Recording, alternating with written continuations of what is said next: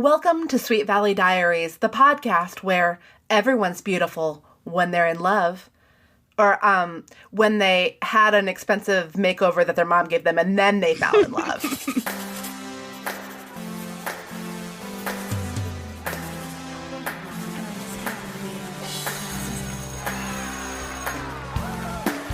Book number 28, Alone in the Crowd.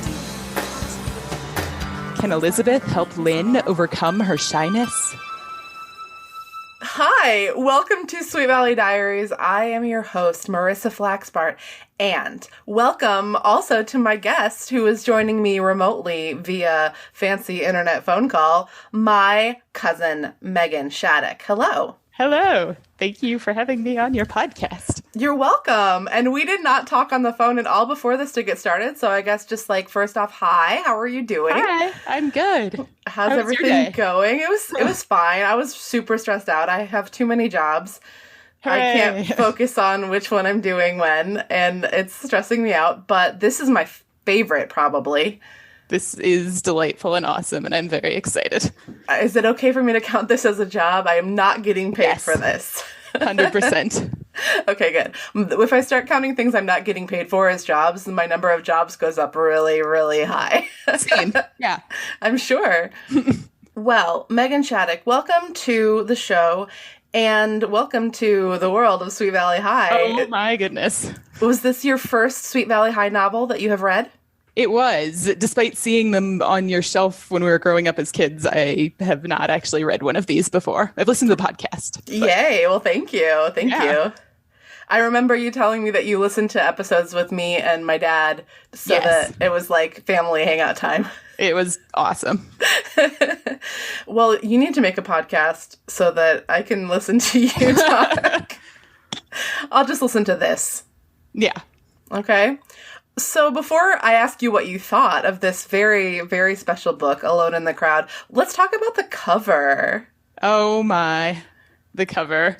I remember the glasses were the thing that really stuck out to me. And I'm looking at it right now and it's just like, I know they made those glasses at some point, but yeah, I don't really know when. They don't look like ladies' glasses. They don't look like they were ever intended to be worn on a woman's face. Yeah, they look like maybe they're for like a basketball player or something. Like if you something for like impact. I don't know. They're pretty bad. A female person is wearing them, and they're really big. They're so crazy that they almost look cool. Yes, yeah, she could be hipsterific now, but I think in Sweet Valley times, I think it's trying to convey. So that's I'm assuming that's Lynne Henry because she looks very forlorn. That is Lynne Henry, the main character of this book. And listeners, if you were thinking to yourself, oh, I don't think I remember Lynne Henry. Lynne Henry has never been mentioned in these books before, and she is not known by anyone in the school either. So another one of those. And then I'm assuming that's Elizabeth because it looks very adoringly at her instead of sort of rudely or anything. I don't know. From my impression of Jessica versus Elizabeth, I think that's probably Elizabeth. Yeah, Elizabeth in a polo shirt is usually a pretty safe bet. And Elizabeth is wearing a blue polo shirt. She's got her hair pulled back into barrettes. That's kind of the Elizabeth cover look. Okay. But, oh my gosh, I really want to just like zoom in on Elizabeth's face on this cover because it is so Elizabeth, the face she's making. We've gotten into this phase in the podcast and in our reading of the series, our collective as a podcast reading of the series, where Elizabeth has started doing a lot of meddling in other people's lives. That's just what happens to her. She's not really seeking it out that much. It's just kind of occurring. And this is a real meddler face she's got going on. Yeah. It's a little bit scowly too. Yeah. It's like, oh, honey, I'm going to fix everything. Yeah. Like, oh, you poor thing. But Lynne, she's got a kind of a small guitar on her lap, and she's resting her arm on it, and she's just looking really sad. Yes. Is it just me, or is she beautiful? Is this a beautiful person? Yeah, it's totally one of those instances where they try to make somebody be unattractive, but then they're already attractive, and then... Yeah, so we might as well get right down into it, because that's kind of Lynne Henry's problem in this book. Lynne thinks that she is ugly, and she doesn't try very hard to have a good appearance because she knows there's no point. She's very awkward in a way that, I don't know, I'm curious, actually, before I launch into my complicated feelings about Lynne Henry, how you felt about her. I think the thing that kept coming up in my head was like, holy teen angst, Batman. This one, we got a live one. Yeah, definitely. She, like, everything that happens to her reaction to it is like the worst interpretation of what this could mean. Like, this is the worst and I'm the worst. And yeah, there were some notes I'd grabbed in here. It was, she wasn't Lynn, she was nobody. Like, come on, that's amazing.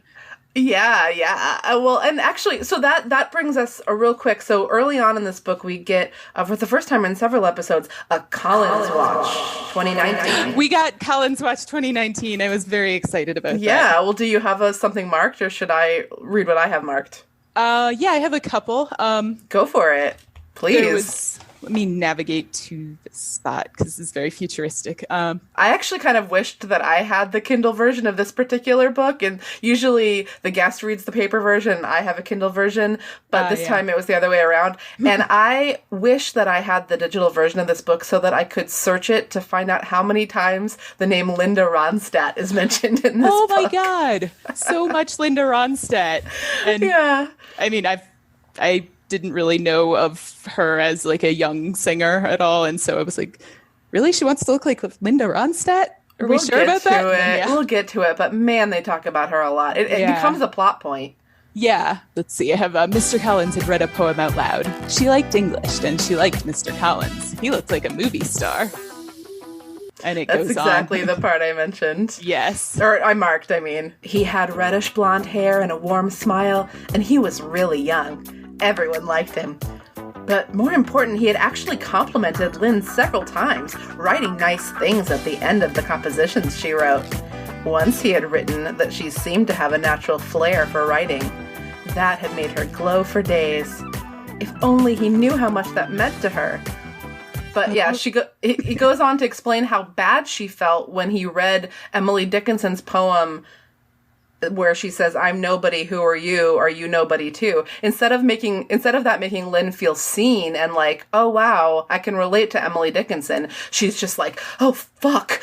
Yeah. Like, all this angst, she can't hold it all.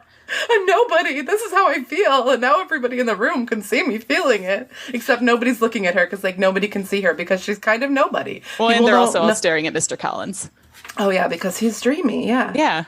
And like I thought it was funny, like after she does this whole freak out about I'm nobody and who are you, then it has this whole thing where it goes back to Mr. Collins and describes his rich voice. And yes, it just really shifts the focus back to Mr. Collins. Yes. There's a lot of sexy voices in this book. Oh yeah, that's true. Because that ends up being really important later. Well, so Lynne Henry is the main character of this book, but the device through which we are going to learn more about Lynne Henry is a very fascinating development. We're back to the droids. We just had a droids episode a few books ago where we talked about Emily Meyer of the droids, and now we are talking about Guy Chesney especially, but the droids as a whole. That's the band, right? You guys, if you're listening to this podcast, you know what the droids are, right? I mean, Guy Chesney, come on. Yeah, Guy Chesney. If you don't know who Guy Chesney is, I don't know what you're doing here. Go back and listen to a few episodes ago. No, I'm just... There's never been a book about Guy Chesney before, but he is in the droids. He's lead guitar? Or is he a bass player? I feel like I was giggling about... No, the bass player is the guy that we just... His name is Dan. Oh, okay. Oh, I think I was listening to one of the podcasts while I was reading the book at the same time. You were listening to the Emily Meyer episode while you were reading this. Or, I mean, that timeline checks out. Yeah. That timeline checks out. So Guy Chesney is the guitarist. The droids, though, are having this special competition that's like Star Search for a teen rock scene. Yeah. Which there's actually a TV show that's going to be coming out in a while. I mean, this is not an advertisement for that show, but a new show called Songland that's basically like The Voice for songwriters. And this is like the Sweet Valley High version of that. So synergy. Except, they're not paying me, NBC or Fox or whoever has the show. So That's yet. So listeners, I'm sorry, I'm supposed to call you gladiators. Gladiators, I don't care if you watch that show or not, but Lynne Henry would be great on the show, probably. Spoiler alert. Yes. The droids, oh my gosh, they get so much airtime talking about this competition from the high school. Like, the high school is all in supporting this. You know what I mean? Yeah, I was surprised at, a songwriting. I don't know, I've never heard of a songwriting competition in a high school. That seemed like not something a high schooler would necessarily do. And yeah, bless their, they were doing God's work going through all those songs of full of teen angst. The droids are not the high school band. They're just a band made up of a bunch of high schoolers. But so there are a few weird high school things that happen that we have to walk through here, because they're maybe some of the most special things in the book. The kids all get a day off of class to go play softball.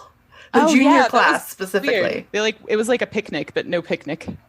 Yeah, at Seca Lake, the site of a famous plane crash where Enid Rollins and George Warren were in a plane crash at Seca Lake. That's the main reason why we've met Seca Lake before. Okay. So they're playing softball there. There's also a softball field, apparently. And Dana Larson, gets a microphone or something. She makes a big announcement about how they're going to have this songwriting contest. So that's one high school thing that's happening here. That's a framework thing. And then another one is kind of the B story. I'm going a little bit out of order here. Oh, is this the rock around the clock? Yeah. Wow. Thing? Yes. Wow. I mean, would you care to describe for our listeners the rock around the clock thing and what it is? As best as I can understand it, Jessica really wanted new cheerleading outfits. Yeah. And so she wanted to throw some kind of fundraiser, and she just finished another one. And so they decided they were going to do sort of it wasn't a dance, but it was just they were going to rock in a rocking chair for 24 hours or something and trade off. Yeah, and the cheerleading turn squad. it into a party of the cheerleaders just sitting in a rocking chair, rocking back and forth. Yeah, and it's funny because this is all Jessica's idea. It's really stupid, and Elizabeth acknowledges how stupid it is early and often, except that it totally works because she builds she's Jessica, and she builds this whole party around it where she gets the droids to play, and it's a big dance, and it's all of the girls in the squad each have to rock for 1 hour shifts 3 times, and it's like a race where, I mean, they're not racing, but in the sense that they get people to donate. Jessica at one point asked people to pledge $1 an hour for her, which means they're going to give her $3. Right. So, anyway, somehow it's 80s money. Yeah. That's more. Very good point. And she also describes the uniforms they pick out at one point, and she describes them as short white skirts and the sweetest little white short sleeve tops. And that's just sounds so boring. Yeah, that's not descriptive at all. Yeah. Does it say Sweet Belly on there somewhere? Maybe. Are there any colors? Yeah. The rocking does not get described very much. At least not that kind of rocking, the chair rocking. But let's work backwards a little bit into how Lynn gets involved into the story. Guy Chesney, getting back to Guy Chesney, we can have a boys section of the podcast later, but basically the number one boy in this book is Guy Chesney. Yeah, followed shortly by Mr. Collins. Yeah. And then there's some other guy that I'll mention later, but there's almost nothing to say about him because this is an all-guy book. I mean, Guy Chesney, not all men. Yeah. Okay, so let's see. Poor Lynn, she sits by herself at the table at lunch. She basically just counts the minutes until the day is over, and she hates riding the bus because she doesn't have anyone to sit with, and as soon as somebody sits down next to her, she ignores them. It's like she does just not know how to be alive.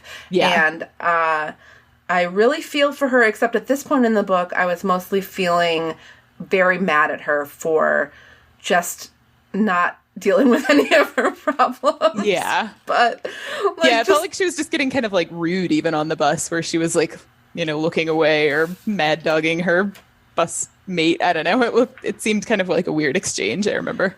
Well, you know what? Maybe I should find that part of the book. Yeah, here, I'll read that. Why not? Lynn's heart began to pound. It was so stupid to make a big deal out of something as ordinary as a bus ride home, but she hated riding the bus. It seemed as if everyone else had someone to sit with. It reminded her of the game they used to play when they were kids. When the music stopped playing, everyone grabbed a place to sit. Everyone, that was, but the loser, the odd man out. That game is called Musical Chairs. Yes, the book was afraid of some sort of like intellectual property problems. They couldn't name the game. Yeah, you can't sing Happy Birthday and you can't play musical chairs in 1984 Sweet Valley. So it goes on, everyone that was but the loser, the odd man out. Or in this case, the odd girl out. From now on, Lynn decided suddenly she was going to walk to school. She couldn't stand this anymore. Soon the bus was filled with chattering, laughing students. Sighing, Lynn sat down next to the window, her backpack on her lap. Just 10 more minutes, she told herself.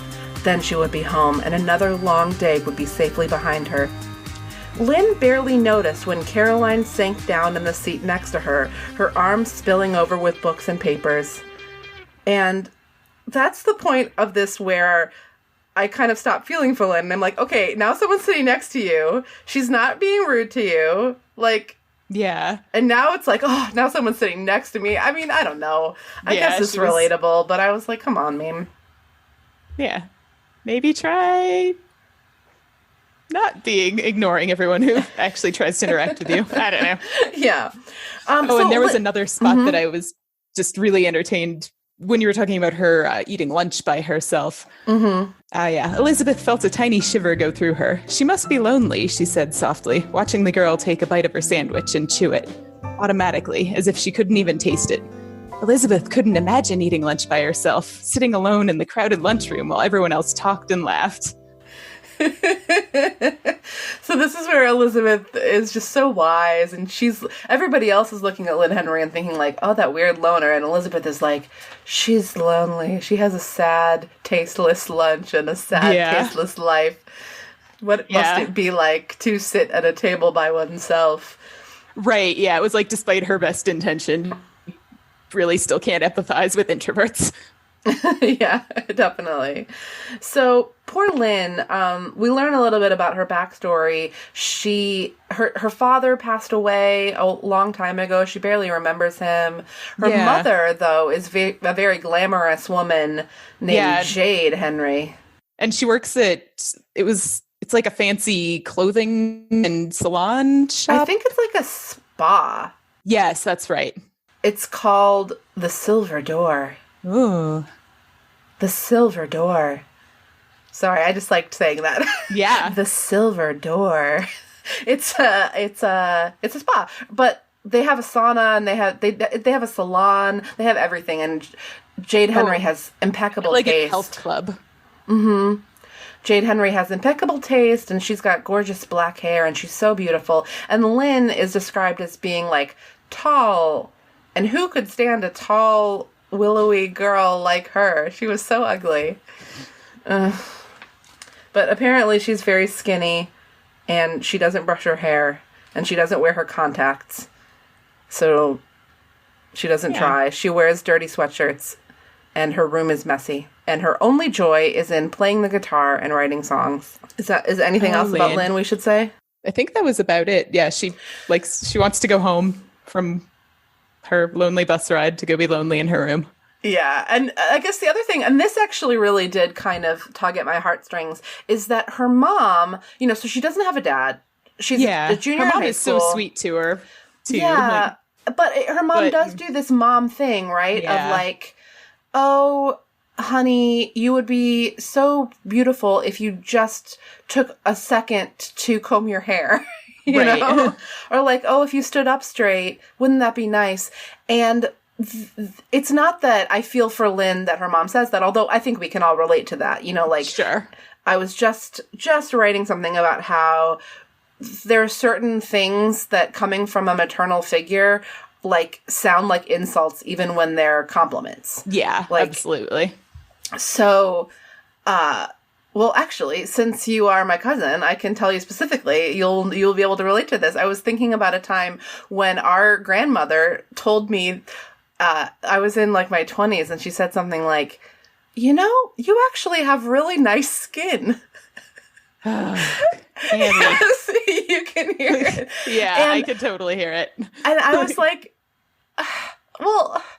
did you just picture me this whole time as, like, having the, like, pimply broken out skin that I had when I was a teenager, and now it's been, like, 10 years, and you still just look at my face and you never saw anything else? Like, that was what went through my head. Right. And it wasn't until much later that, like, I think about it now, and it's like, oh, well, she was giving me a compliment. Like, she didn't have to say that. But yeah. You heard it. You heard it, too. Yeah, no, totally. Yeah, I think I remember her at one point, like, I'd been working really hard to, like, take care of my skin and not have as much acne. I don't know. It's a constant battle when you're a teenager. And like, so it'd been a while that I'd been trying like a routine or whatever. And she like saw a pimple and then was like, now you need to start washing your face really well. And it's just like, oh, come on. Oh my God. But, Amy. Yeah, that's okay. She was so well-intentioned. She really was. And also I can slightly remember mortifying sometimes. The only times that I ever told her that she had hurt my feelings, she was so hurt. Yeah. Like, she really didn't mean to, you know? Yeah. Like, she really tried hard to make it clear to me that she would never, you know, say anything to hurt my feeling. And it was like, okay, well, now I feel bad for feeling bad. Right. Anyway, this is a digression, but one that you and I can share, and I imagine the listeners can relate to with their own mothers and grandmothers and aunts and such. So, but the moment, anyway, getting back to Lynne Henry, the moment that I really felt for her was when the book describes how she wished that she weren't like this to her mother. Like, she knew that her mother was well-intentioned and she wasn't saying anything out of line. She wasn't being pushy. But it was just like she couldn't help herself but like snap at her mother and like retreat and like keep secrets and do this kind of teenager-y stuff. Yeah. Well, and I think a bunch of her mom's friends said that she looked like her father too, and that her father like wasn't gorgeous, so therefore that was a terrible thing to say or something. Yeah, stuff like that. Yeah.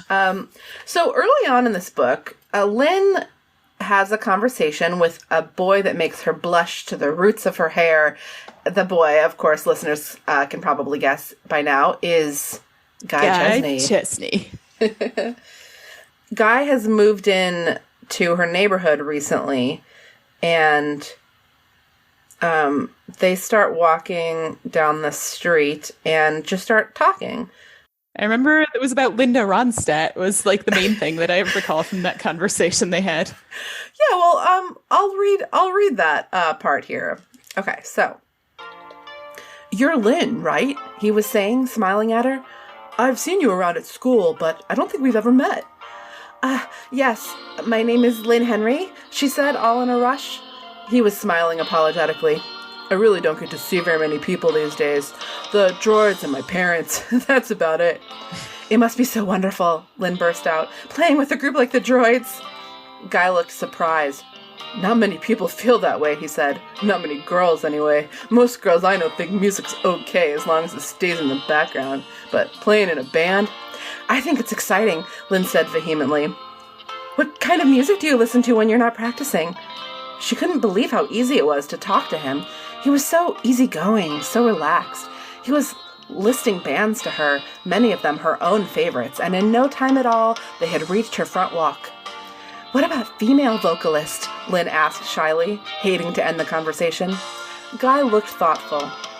You know, I like some of the mellow stuff. Linda Ronstadt was my favorite the whole time I was growing up, he says, a 16. All grown up.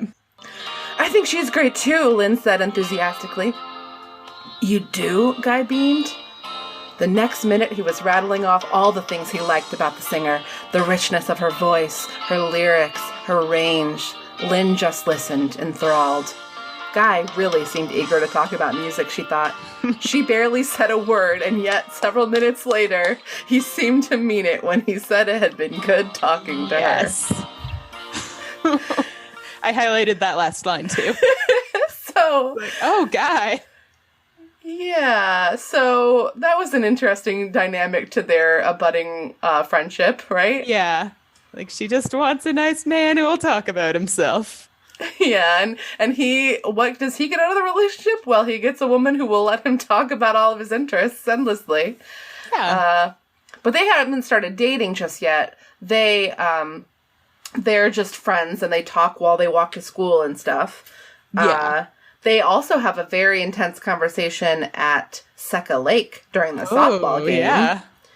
And I know it has only been a few seconds since my last reading, but I just have to point out that Elizabeth notices Guy and Lynne talking to each other and thinks, what a difference. She had barely recognized Lynne at first. That was how powerful a change a smile could make. Lynne looked as if she were really having fun, Elizabeth realized, and once again she wondered what kind of person had been hiding behind the sullen expression the girl usually wore. With a smile on her face and a sparkle in her eye, Lynne Henry was actually almost pretty. Almost. Oh my god. This book, such shade. Yeah. Right? Poor Lynne. Yeah, that's rough. During this conversation, Lynne reveals a little bit about her interest in music, but she's basically like not telling anybody that she plays music. She's not telling anybody that she's been teaching music lessons down at the music center. Right, yeah, it's like her secret life of music. Yeah, and it's like her greatest passion, but she basically decides that she's going to enter the contest, but she's going to do it anonymously, the songwriting contest. Right. So she goes home and she records a song called Outside Looking In? Looking In. Mm-hmm. She thinks of the title first, like all great songs. Starts with the title. Yeah, that's how that works. And she just gets out her little cassette recorder and records the tape and turns it in anonymously. And next thing you know, the droids are listening to it. Yeah. Yeah, after she sneaks it past Elizabeth in the newspaper office or whatever. Yeah, which is the first thing is that, I mean, this actually just goes to show how little anybody knows about Lynne Henry, because Elizabeth actually sees her, like, stumbling past the office, and Lynne just sort of is like, I was just... Well, she, like, goes in, doesn't she? Yeah. Yeah. But Elizabeth doesn't put it together that, maybe that's what was happening. Like, Lynne was in the office. Like, why else would she be in the Oracle office? I don't know. That's another weird thing, is that somehow the Oracle office at the high school is the point where the cassettes are getting dropped off for the songwriting entry. Yeah. That was interesting. Like, let's just use the newspaper office to drop these off. Yeah. But it is a hotbed of activity at Sweet Valley High, I guess. It's like a newsroom in, like, the 1920s. Yeah. There's always something going on at the Oracle office. Okay, so I feel like this is reading heavy, but I'm going to read some more because it's fun. And also there's some cool, like, artifacts of the 1980s here. So everybody's sitting around outside at lunchtime, and... the droids were at the center of the group, reading aloud the names of the submissions they had received and popping the cassettes into a battery-operated cassette player. Elizabeth and Jessica were listening avidly with the rest of the group, waiting for the perfect song, the special hit that would become a signature title for the droids. The 4 songs they had heard so far all sounded very much the same. They were nice, but nothing special. And it goes on, and Guy picks up a tape out of a yellow envelope, and says, "Hey, what's this? It's marked anonymous," he said, looking at it speculatively. "Outside Looking In by Anonymous? What kind of title is that?" Ken Matthews asked. "Outside Looking In. It sounds kind of strange." Let's give it a try. My Ken voice and my Guy voice are too similar. Ken is like a jock. He's like... one of my favorite things in all the readings you do in your podcast is all of your dude voices sound kind of... Thank you. They all sound the same. Yeah, but in a way that a Sweet Valley man would, or an up-and-coming Sweet Valley man would probably sound. So let's talk this through. Help me out with this here, because you can hear me. I can't hear myself so much. But so Ken is like a jock, right? So he's like, what kind of title is that? Outside looking in, it sounds kind of strange. But like Guy is a little bit more of like he's more of like a musician. Yeah, he's like, let's give it a try. That's getting a little bit close to my, what's his face? The surfer guy, Dee Dee and Bill. Bill. Okay. My Bill voice is a little more of a surfer, but I try to always have my friend Russ, do the Bill episodes, and then he can read Bill's voice because he sounds like Bill. Anyway, back to the reading. I have a little more because I want to read the lyrics of the song. Yeah. Did you mark the lyrics? I could let you read them. People are getting sick of my voice. Read the lyrics. Okay, well... People will never get sick of your voice because your voice is awesome. Oh, bless your heart. Aw. I hope you don't mean that in the Southern way. I don't. I mean, thank you for complimenting me. I love you. I love you. Even when you don't compliment me, I love you. Aw. Okay, let's give it a try, Guy said. Let's give it a try. I can't good, even. Yeah. I could try to do my, like, a Burqueño. Yeah, like maybe a little bit Southern California stoner, but then that's what I was. But that's also what I was originally trying. A lot too. That is what I was going for initially earlier when I was doing Guy, but I didn't plan this out. I'm just flying by the seat of my pants. Yeah, a peek behind the curtain. I don't plan it out. I just do what I feel. So, or like Trent from Daria. If you remember. Oh my god! Daria, like that's Guy is Trent from Daria. Oh my. Suddenly, we're both even more attracted to Guy Chesney. The hottest cartoon in history, Trent from Daria? Yeah. Yeah, obviously. Okay, I'm going to try to channel Trent from Daria. Let's give it a try, Guy said, popping the tape into the cassette player. A hush fell over the group as he pushed the play button. For a moment, the only sound was the whirring of the tape player. Then there was an introductory chord or two from a guitar, followed by one of the richest, throatiest, most gorgeous voices they had ever heard. Geez, Ken said, sitting up straighter. Whoever she is, she could really sing. Shh, Guy said, his expression transfixed. He turned up the volume. Listen to the words.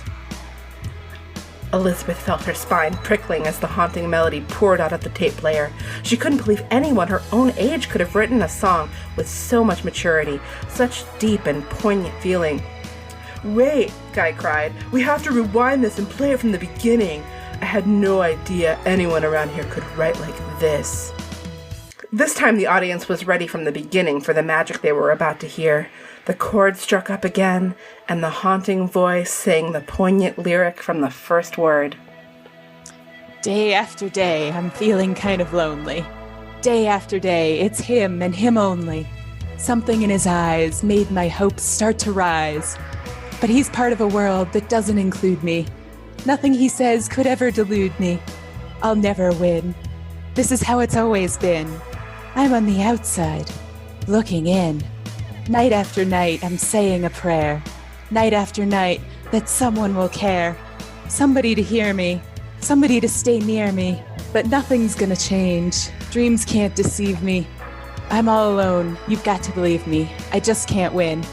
This is how it's always been. I'm on the outside, looking in. Yay!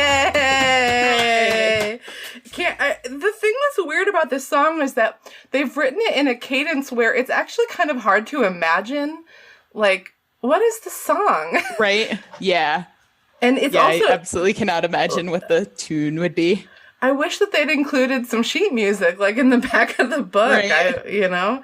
I mean, we could make it up, but... We could. I don't know. Maybe in the bonus episode. Yeah. Surprise! Gonna have to get out the Casio keyboard. Yeah, please do. Maybe you could just press the button on the, like, autoplay, like, default music, and we can just sing along to that, you know? Perfect.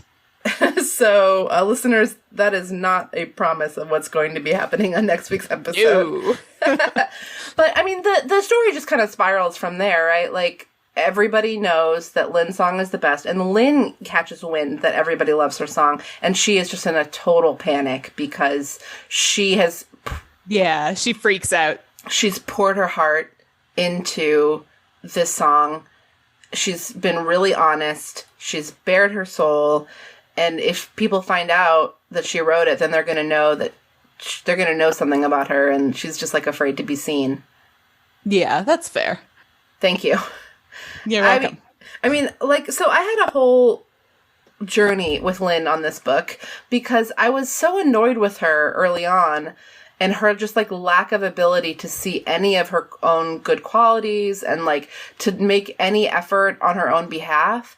But I think that on some level it was, I mean, the kind of thing where that kind of thing annoys me in myself when I do it, you know? So it's like, you know what I mean? Like, I don't do that much, but I think that there are parts of this book where I could really relate to Lynne's issues. Yeah. And that made me mad. I didn't want to relate to them. Right. Yeah, absolutely. I think most people have had that experience, but especially like nerd folk. And you know what? It's always kind of nice in these books when we get a chance to meet a character who is not like a gorgeous popular person. Yeah, we don't even know what kind of car she drives. So. Oh, she doesn't have a car. She has to ride the bus. Oh, yeah, that's right. Have we ever met a character that doesn't have a car? I don't know. I mean, I guess there's other people riding the bus, but... Yeah, I guess Caroline Pierce doesn't have a car. Winston Egbert doesn't have a car. Man. 3 people on the bus. Maybe that's it. Everybody else is a freshman. They don't have their license yet. Yeah. But yeah, so Lynne, she is just like mortified. And like but Guy, meanwhile, is basically like in love with the person that he keeps on listening over and over again to her song. It's like obsessive. Right. He's like, he like makes it a mission where they have to find her. Yeah, and it becomes a kind of a Cinderella story, right? I mean, right. But the book doesn't follow that too much, where they're like searching high and low. I mean, he's trying to figure it out. He puts Liz on the case. Now Liz is not only advising Lynne when I don't know, she's not really advising Lynne that much yet, but that'll come later. But both Guy and Lynne have like hearts to heart with Elizabeth. Right. So she's playing a role all around town. Good old reliable Elizabeth. In her blue polo shirt. Yeah. Just patting people on the shoulder saying, oh, you can do it. Come on. Let's solve this problem together. It's like how June Cleaver would comfort people. Like, they're there. Yeah. Yeah. Again, listeners, gladiators, refer to the cover of book number 28 and you will see what Meghan and I are talking about.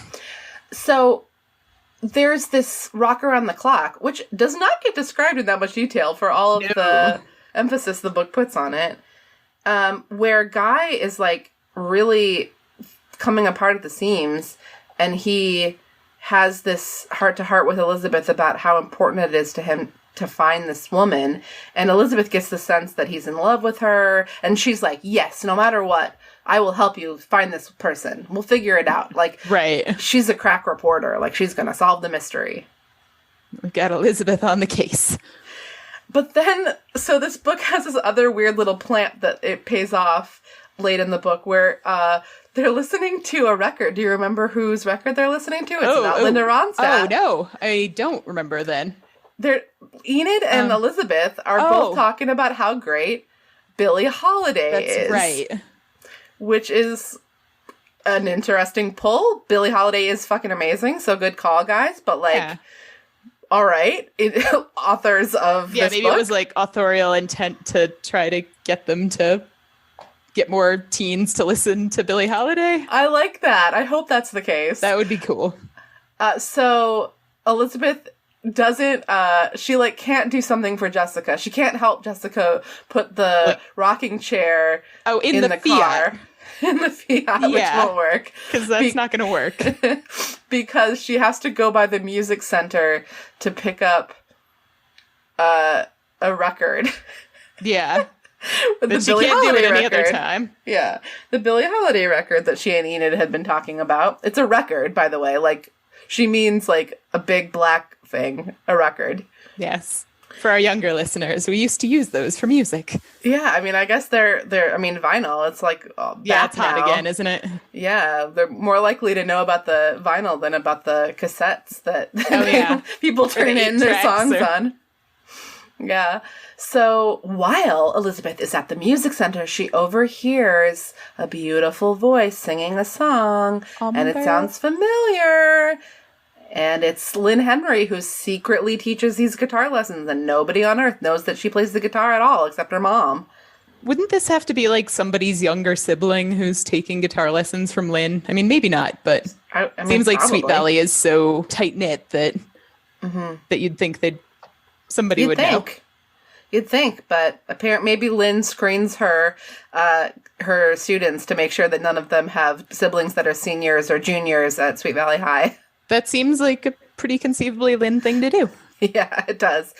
And so basically the cat's out of the bag. Elizabeth is like, Lynne, it's you. I can recognize your voice. And Lynne is mortified and basically swears Elizabeth to secrecy. Yeah. And when Elizabeth presses her, like, well, why don't you want people to know? It comes out because Elizabeth tells Lynne, right, that, like, she thinks Guy is in love with the person on the cassette, which is kind of a weird thing to say, but she does say that. It's a weird thing to be true, but this book purports that it is true, and it's very romantic. Here we are. I can't deny that it is extremely romantic, if far-fetched. And Lynne basically says, Guy is thinking that this woman looks as beautiful as Linda Ronstadt, and he's going to be disappointed when he finds out it's me. I mean, he did go on about Linda Ronstadt quite a bit, so. I guess so. He even brings up Linda Ronstadt to Elizabeth, I think, at some point. Yeah, I think you're right. Well, I do know that he brings her up because later on, I mean, Elizabeth agrees to be sworn to secrecy, and Elizabeth's, word is her bond. She's not going to think on a promise of secrecy. But she does let on to poor Guy Chesney, who is coming apart at the seams, that she knows. Yeah. But she's not going to tell him. Yeah. I mean, he pulls it out of her, right? Yeah, totally. And what does Guy do? What does Guy do? Why am I forgetting?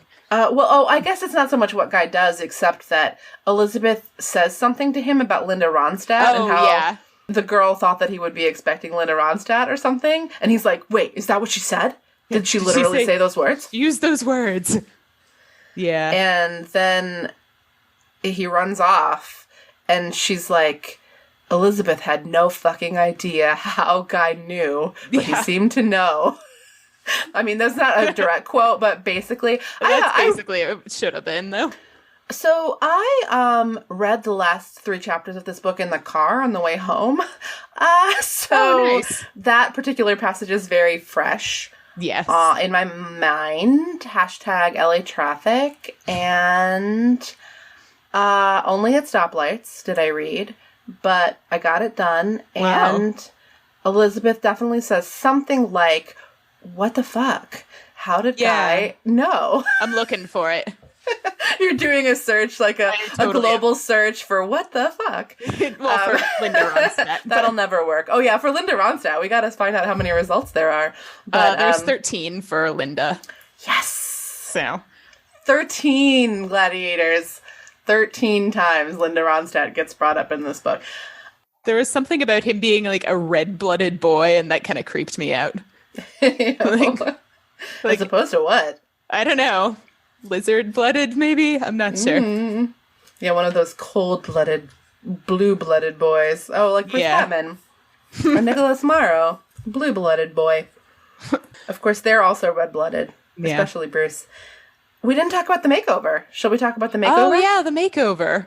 Yeah, I mean, again, with the Jade Henry, her mom, saying like, oh, why don't you come and get a makeover? And it was coming from a much better place than a lot of, I think, the rest of the book was, where it wasn't like, oh, she was almost pretty. It was like her mom very much so said, like, I want you to feel good about yourself and do whatever makes you feel good about yourself. And so I thought that was nice. Yeah, and I think they really pull it off. They let Jade Henry, the mom, like, toe the line, like, very well of, motherly advice, but it doesn't sound, I shouldn't say toe the line, I guess I should say walk the line. She walks it she threads the needle. Yeah. I'm grasping at metaphors here. She threads the needle very well of like, I want to help you look prettier, but I respect you as a person, and it's just that I want to help your inner beauty and your outer beauty match. She doesn't say exactly that, but she's very supportive, and through the process of the makeover, which Lynne finally relents to, I think because the book is giving her this gradual boost in self-esteem. She has this new friend in Guy. She records a song. Everybody likes the song. Yeah, like it's baby steps. Like it lets her warm up to the idea of people knowing who she is slowly. Yeah. And man, she's puts on some crazy clothes. She's got some kind of a crayon vest. Oh, yeah. I think it just says crayon bright. I guess it just means it's a bright color, but it doesn't say what color. Yeah. Do you know what I'm talking about? Again, just read this like an hour ago. So the point is that Lynne does not go to the party. She doesn't go to the Rock Around the Clock. She doesn't hear the droids perform her song, Dana Larson singing. Guy is so sad that they don't have the real singer there to perform. All he wants to do is back her up on guitar. Now, how's that for a euphemism? Ah, que romantico. Yeah, it's beautiful.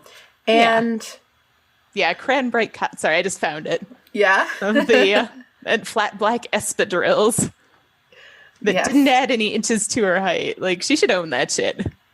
Be tall and awesome, Lynne. You're fine.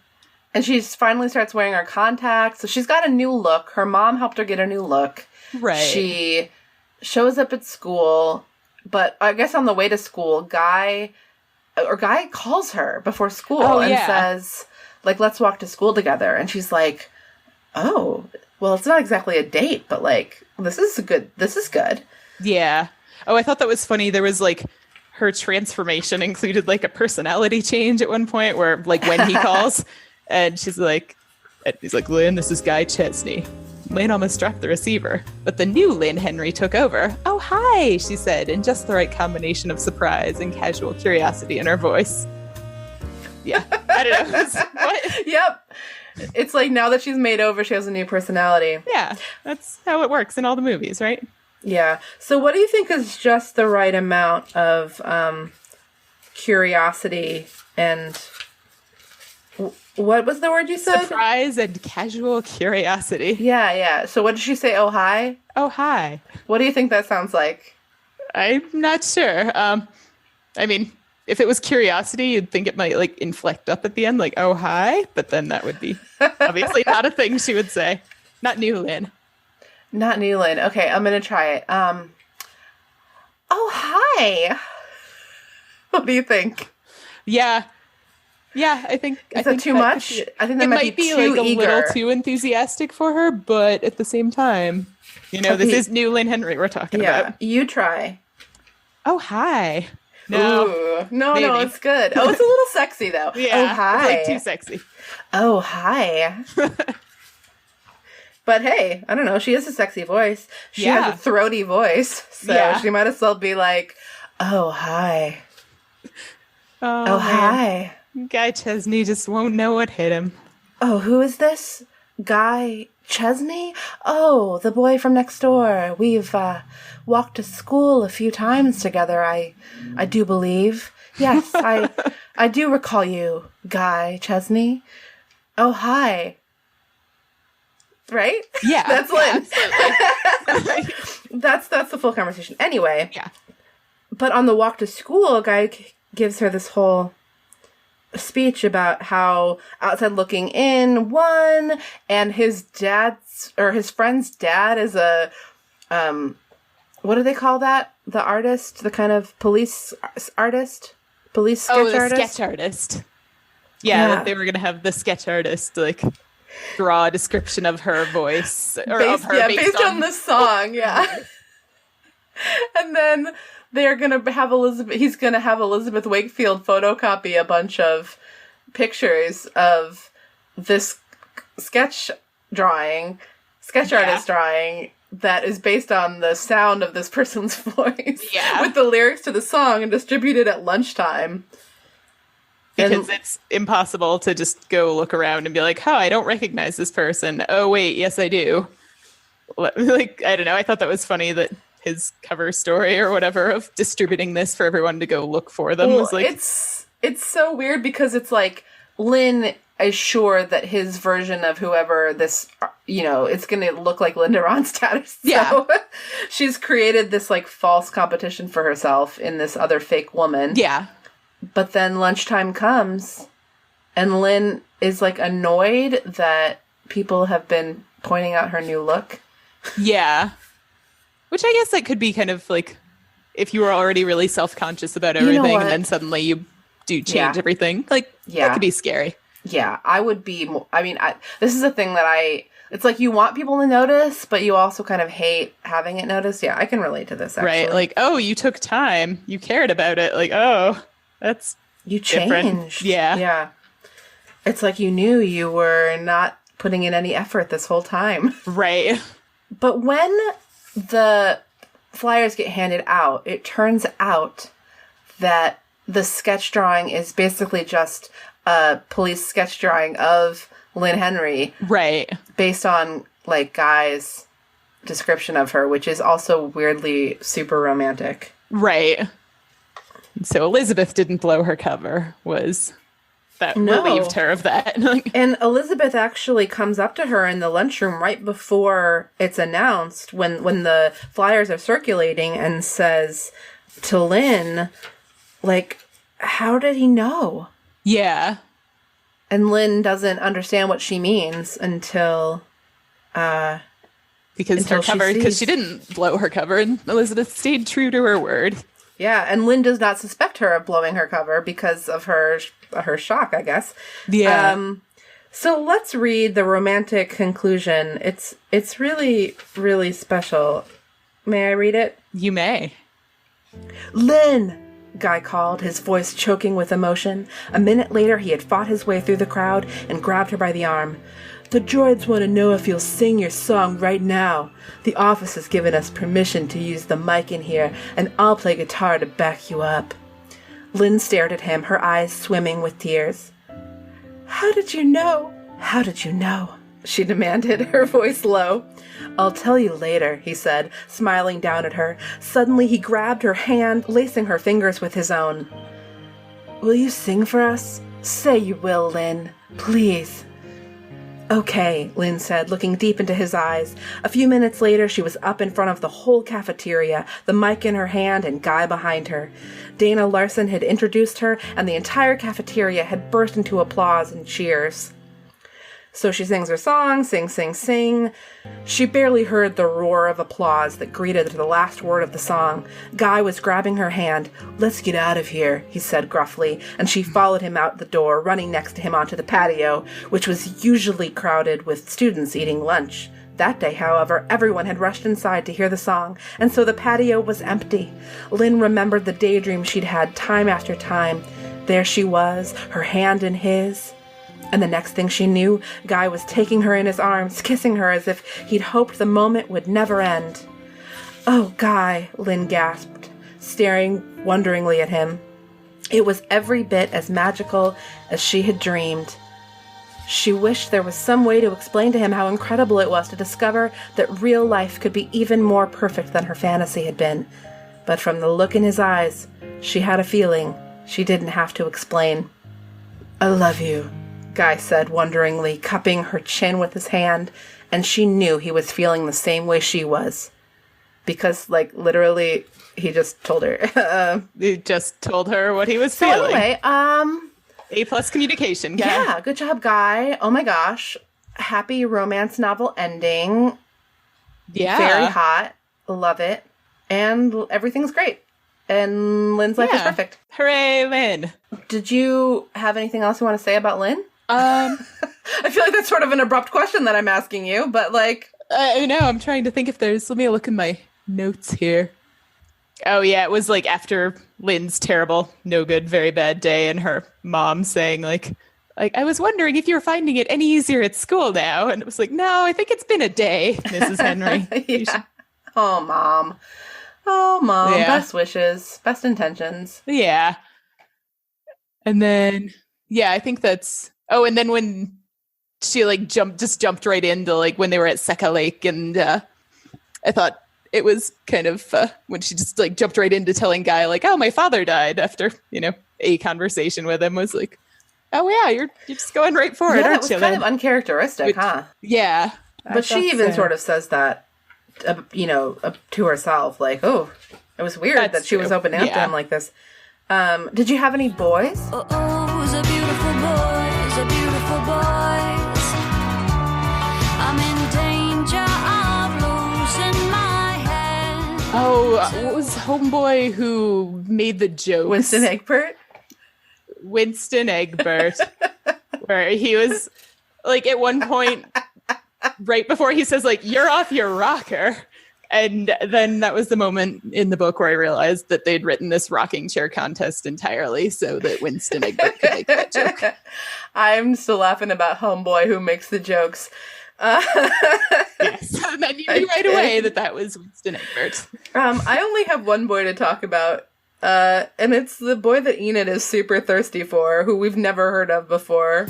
Enid giggled. Well, I could use a break myself, she told her friend, brushing her smooth brown hair away from her face. Just between us, she added, dropping her voice, I think Brent Stein is pretty terrific on the dance floor. Brent, a tall, serious senior with gray eyes and a satiric sense of humor, was Enid's latest secret crush. Ooh. So Brent Stein, she mentions him again like a page later, and then I don't think we ever hear from him again. But gray eyes, listeners, oh God, I keep calling you listeners. I'm trying to make this gladiator thing. Oh, gladiators. Yeah, sorry. yeah. Hold me to it, gladiators. If you listen to the episode about the book Hostage with the Sweet Sweet Valley Boys, the Babysitters Club guys, they posited that perhaps, we discussed, I guess, that perhaps gray eyes was a high point in the hierarchy of eye colors in the Sweet Valley High universe. So Brent Stein, you know, even though he's a dark horse candidate, he does have those gray eyes. He's a fox with those gray brown-haired, eyes. gray-eyed, tall, senior fox. Oh, yeah, and a senior. Serious senior. Yeah. But that's all the boys. This, as we said earlier, this one is all about Guy Chesney. Oh, Guy. Beautiful boys, a beautiful boys, a beautiful boys. I mean, I feel like there's a lot more that we can talk about with this book, and maybe we should do it in next week's extra drama. But we've been talking for about an hour now, so maybe it should be the part of the podcast where I ask you the all-important question. Meghan. Oh. My cousin, Meghan Shattuck, are you a Jessica or an Elizabeth? I mean, I've thought about this. I'm thrilled to hear it. I knew this was coming, and it's like you kind of have to say Elizabeth usually because you don't want to be a sociopath. But in this case, I mean, maybe neither. Jessica is hardly in this book. Yeah, she's not really, like, for this book, like, Jessica's doing more organizing. She has a really clever, cute idea that she makes work. Like, yeah. And she gets to rock in a rocking chair a lot, which I thought was silly and entertaining. It's gotta be a decent, like, core workout after 3 hours? Yeah. Yeah, probably so. So I think that, I think for this book only, I might be a Jessica, because I don't think I'd want to be as metally as Elizabeth is. Is there a character in the book that you related to a little bit more than either of the Wakefield twins? Not really. I mean... Yeah, Enid sucks in this book. Lynne Henry, it's like you can relate to her, but not in a, like, I see myself in her fully kind of a way, because she's such a sad sack. Right. Caroline Pierce is in it, but... I don't remember what Caroline Pierce did. She sits next to Lynn on the bus. That's basically it. Yeah. Maybe Jade Henry. You could be a Jade Henry. Yeah, I'll be a Jade Henry. That's good. That's good. Well, we should tease the next book for the Gladiators, but we're going to have to set it up before we tease it. Oh, yeah. So in this book, they plant it very sneakily early on. They plant this thing about Helen Bradley, one of the cheerleaders, moving away. Oh, yeah, that she was moving Yeah, away. and Lila's cousin That was kind of Christopher. C-story. Oh, that's another sexy boy that is alluded to, if not described. Lila's cousin Christopher's coming to town. Yeah, because they keep asking about when he's going to get there, right? Really hot for him. They're like frighteningly excited for him. They have the hots for him before they've ever seen him. They just know he's going to be a hot piece of meat. So, I wish I hadn't said it. But I'm grateful you did. So, Christopher coming to town, Helen Bradley moving away, Jessica, oh my God. Jessica has a moment. You guys, listen to this. Jessica has a moment in this book where she maintains that she felt the brunt of the last cheerleader tryouts the hardest because it was her fault that Annie Whitman attempted suicide. How about Annie Whitman had it the hardest? She was in a fucking coma. Jessica Wakefield, you sociopath. Yeah. I was giving her so much credit for this book, but there's just this fleeting moment. I forgot about that part. There's just this fleeting moment, right? Yeah. Oh, Jessica, get your shit together. This is one where if my guest had not listened to any episodes of the podcast before or hadn't read any Sweet Valley High novels, they would have gotten to that passage and been like, what the hell? But you were saved a little bit of that and you got the gift of sweet context because that's what happens when you listen to... Yeah, I wasn't surprised. It was like typical Jessica. So much so that we both kind of forgot about it. But anyway, at the end of the book, do you remember the ending scene? They're at the beach. Like, the whole last chapter of the book has nothing to do with Lynne Henry, except that the cheerleaders are talking on the beach about how Lynne Henry and Guy Chesney are all hot and heavy now. Oh, yeah. Oh, my gosh. Can we talk about someone named Lisa Reed? You might not have clocked this because I was like flipping through, as I mentioned, reading the book in the car, in traffic, and I got to a page I was like, who the hell is Lisa Reed? And I flipped back to see if she'd been mentioned earlier, and I'm glad I did because apparently... Oh! Yeah? There's a black girl in Sweet Valley, and that's awesome. There's another black girl gets mentioned. I mean, I don't know when we're going to find more about Lisa Reed. It's past my 50 book purview, but like... she's got a beautiful figure and short curly hair. So Lisa Reed, ladies and gentlemen, maybe she'll be the new cheerleader, except she won't be. But so Liz comes running late to the beach, all excited because she got a letter from Amy Sutton, who was her best friend in 6th grade. That was threatening Enid's friendship, and she was super jelly. Yes, but Enid has not revealed that to Elizabeth. We, the reader, just happen to have an insight into Enid's inner monologue where she's like, oh my God, will I be able to compete for Elizabeth's attention with this Amy Sutton? So would you care to tease the gladiators for next week? Yes, gladiators. Gladiators, write in if you hate that. Will Elizabeth's renewed friendship with Amy Sutton leave Enid stranded? Find out in Sweet Valley High, number 29, Bitter Rivals.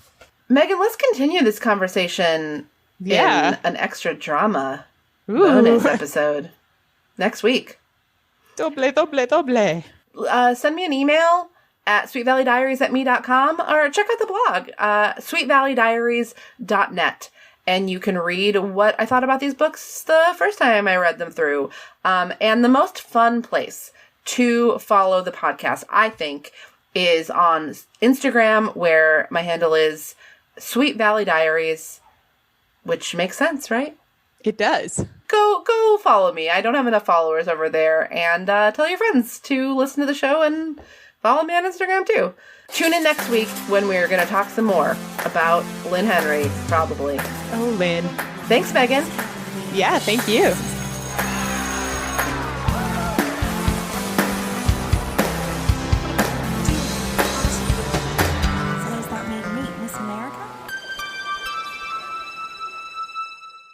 Bitter Rivals. What a title. Bitter Rivals. Bitter Rivals.